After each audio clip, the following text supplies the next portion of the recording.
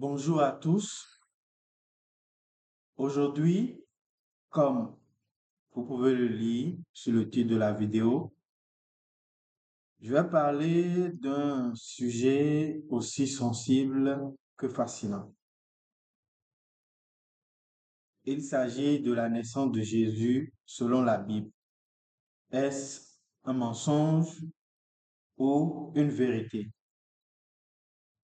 Depuis des siècles, ce récit fondateur est célébré, raconté, parfois même remis en question. Mais que dit réellement la Bible? Que disent les historiens? Et comment expliquer les différences entre les évangiles? Dans cette vidéo, je vais vous emmener à la croisée de la foi, des textes bibliques et des faits historiques. L'objectif n'est pas de choquer ou de juger, mais d'explorer avec rigueur une question que beaucoup se posent sans toujours oser la formuler. Donc, je vais vous inviter à bien vous installer. La naissance de Jésus selon la Bible, mensonge ou vérité? Je vais d'abord prendre les versets de la Bible, les évangiles qui parlent de la naissance de Jésus selon la Bible. Et dans la Bible, parmi les 4 évangiles que nous avons, il n'y a que 2 qui parlent de ce récit. Il s'agit de l'évangile de Matthieu et de l'évangile de Luc. Quand nous prenons l'évangile selon Matthieu, le chapitre 2, les versets 1 et 2, en version Louis II 1910, il est dit ceci. Jésus étant né à Bethléem en Judée, au temps du roi Hérode, voici des mages d'Orient arrivèrent à Jérusalem et dirent, où est le roi des Juifs qui vient de naître? Car nous avons vu son étoile et nous sommes venus pour l'adorer. Le verset 1 de ce même chapitre, la version Parole de vie, nous précise que Jésus naît à Bethléem, en Judée, au moment où Hérode le Grand est roi. Alors, des sages viennent de l'Est et arrivaient à Jérusalem. Quand nous prenons ces versets de Matthieu, nous voyons clairement qu'ils disent la même chose sur le lieu de naissance de Jésus, qui est Bethléem en Judée, et celui qui gouvernait à cette époque, celui qui était roi, c'était Hérode, selon la version Louis II, mais la version Parole de vie nous donne encore plus de précision sur cet Hérode. Il s'agit de Hérode le Grand, parce que dans la Bible, il y a eu plusieurs Hérodes. Nous avons donc la précision, selon la version Parole de vie, qu'il s'agit de Hérode le Grand. Alors, qui est Hérode le Grand, qu'on appelle encore Hérode Ier? Hérode le Grand, selon l'histoire, est né autour des années 13 avant Jésus-Christ et il est mort en l'an -4 avant Jésus-Christ. Il est l'un des personnages les plus importants de l'histoire de l'époque du Second Temple de Jérusalem. Et ce Hérode le Grand fut un roi client de Rome, célèbre pour son règne sur la Judée, mais aussi pour sa cruauté et ses grandes constructions. Donc, son nom complet, c'est Hérode le Grand ou Hérode Ier. Il a régné, il a régné de 37 avant Jésus-Christ à 4 avant Jésus-Christ. Alors, le récit de Matthieu nous dit que Jésus est né au moment où Hérode est roi. Par contre, Hérode est mort avant, en moins 4 avant Jésus-Christ. Et pourquoi? On dit, la Bible, l'évangile de Matthieu, rapporte que Jésus est né du vivant de Hérode le Grand, ce qui place la naissance de Jésus avant l'an 4 avant Jésus-Christ, année où Hérode est mort. Cela montre que l'ère chrétienne établie par Denis le Petit contient une erreur de quelques années.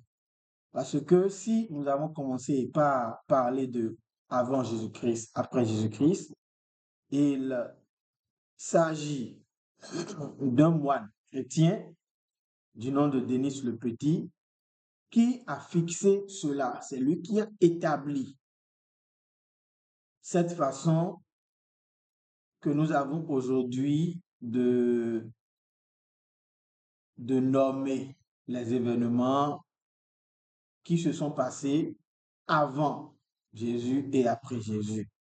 Donc, c'est ce moine chrétien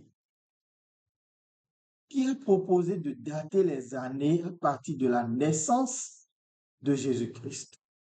Il voulait remplacer l'usage courant de l'époque qui consistait à dater les événements à partir du règne de l'empereur Dioclétien, connu pour avoir persécuté les chrétiens. Donc, Denise a donc fixé la naissance du Christ à l'an 1 de cette nouvelle ère. Cependant, on sait aujourd'hui que son calcul comportait des erreurs. Jésus serait né entre 7 et 4 avant Jésus-Christ, selon les recoupements historiques. Donc, on voit que selon Matthieu, Jésus est né du vivant de Hérode le Grand. Nous allons maintenant prendre le récit de Luc, la naissance de Jésus selon le récit de Luc. Quand nous prenons le récit de Luc, le chapitre 2, la version Louis II 1910, les versets 1, 2, 3, 4, 5, 6 et 7, il est dit: En ce temps-là, parut un édit de César Auguste ordonnant un recensement de toute la terre. Ce premier recensement eut lieu pendant que Quirinus était gouverneur de Syrie. Tous allaient se faire inscrire, chacun dans sa ville. Joseph aussi monta de la Galilée, de la ville de Nazareth, pour se rendre en Judée, dans la ville de David appelée Bethléem, parce qu'il était de la maison et de la famille de David, afin de se faire inscrire avec Marie, sa fiancée qui était enceinte. Pendant qu'ils étaient là, le temps où Marie devait accoucher arriva et elle enfanta son premier-né. Elle l'émaillota et le coucha dans une crèche parce qu'il n'y avait pas de place pour eux dans l'hôtellerie. Ces 7 versets du chapitre 2 du récit de Luc nous renvoient à certains événements.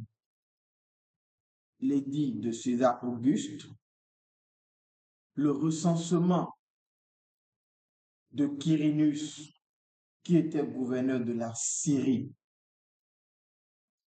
Et c'est à cette époque que, selon le récit de Luc, Marie, qui était la fiancée de Joseph, mit au monde son premier-né. Et ce premier-né dont il s'agit, c'est Jésus. Qui était Quirinus, dont on nous parle dans le verset 2 du chapitre 2 du livre de Luc.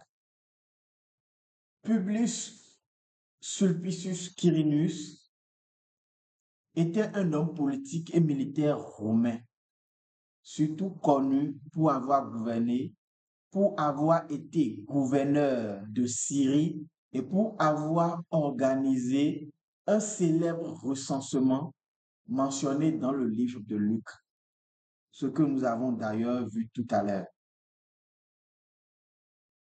Donc, ce gouverneur de Syrie a organisé un recensement. D'abord, il a été nommé gouverneur de la Syrie en l'an 6 après Jésus-Christ, sous l'empereur Auguste. Il devint légat impérial de Syrie. Et c'est en l'an 6 après Jésus-Christ qu'il organise un recensement fiscal dans la province de Judée, nouvellement annexée à l'Empire romain.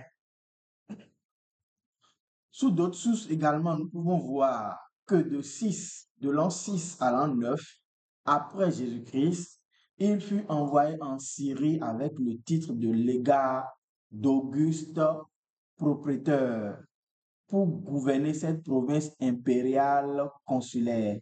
C'est à cette époque qu'il reçut l'ordre de recenser la Judée. Si nous faisons une simple comparaison entre le récit de la naissance de Jésus selon Matthieu et le récit de la naissance de Jésus selon Luc, nous voyons que selon l'évangile de Matthieu, Jésus serait né du vivant d'Hérode, qui est mort en l'an -4 avant Jésus. Or, le recensement de Quirinus a eu lieu en l'an 6 après Jésus-Christ, soit 10 ans plus tard. Cela pose un problème de cohérence chronologique entre les deux évangiles et les sources historiques. L'incohérence qui est claire, Hérode le Grand est mort en -4 avant Jésus-Christ. Le recensement de Quirinus a eu lieu en l'an 6 après Jésus-Christ. Donc, une naissance de Jésus qui serait liée au recensement de Quirinus ne peut coïncider avec une naissance de Jésus du vivant de Hérode. Quand nous prenons le graphe que je vous propose là, le graphe que je vous propose ici, nous avons complètement en bas le règne de Hérode.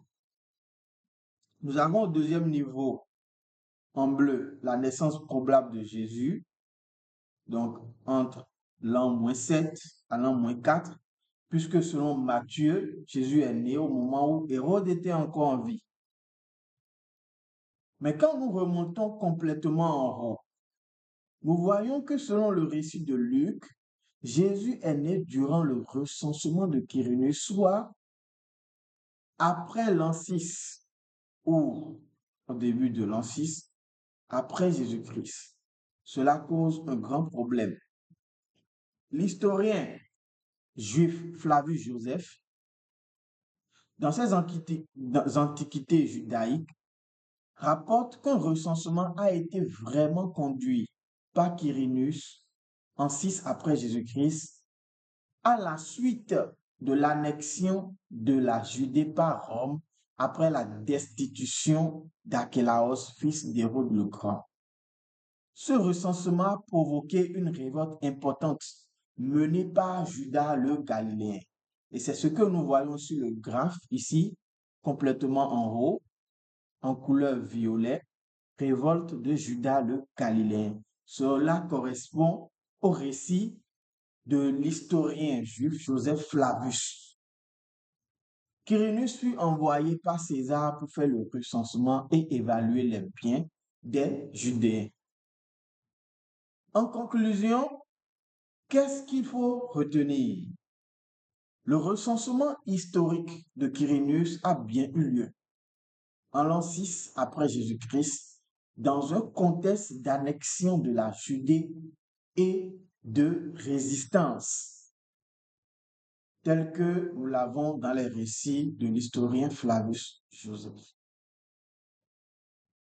Deuxième point que nous pouvons retenir, le recensement ne peut pas correspondre chronologiquement à la naissance de Jésus sous Hérode le Grand, donc en l'an 4 avant Jésus-Christ. L'évangile de Luc comporte probablement une confusion chronologique ou une construction théologique destinée à justifier la naissance de Jésus à Bethléem. Voilà ce que je voudrais partager avec vous, ce que je voudrais soumettre à votre analyse. Les deux seuls récits de la Bible qui nous parlent de la naissance de Jésus-Christ se contredisent. Le récit de Matthieu et le récit de Luc, quand nous prenons ces deux récits, il y a un écart de 10 ans de ce que ces récits qui sont dits inspirés de Dieu nous racontent sur la naissance de Jésus. Le livre qui doit être le plus véridique pour parler de Jésus, c'est la Bible. Et si déjà, cette même Bible nous montre clairement qu'il y a une incohérence claire et nette, alors il me revient à réfléchir, à analyser et à voir autrement ce que le monde chrétien nous propose. Merci.